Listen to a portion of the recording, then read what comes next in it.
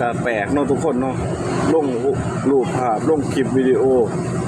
ก็ไปเยี่ยมบ้านคนนั้นคนนี้คอมเมนต์ไปการเขาถึงก็ยังลดลงคือเก่าเนาะเดียนก็ลดมื้อนี้ทุกคนเลยติดแดง2ช่องเลยเนาะบ่ฮู้ว่าอาจจะเป็นต้นเดือนของ Facebook อะไรเนาะต้นเดือนเพิ่นสรุปยอดที่เดือนที่แล้วกับเดือนนี้เฮาอาจจะบ่ทันได้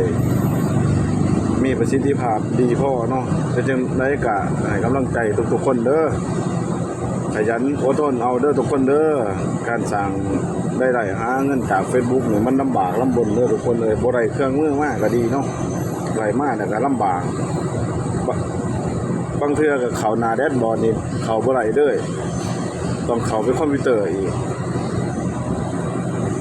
ถ้าบ่เข้าอีกเครื่องนึงก็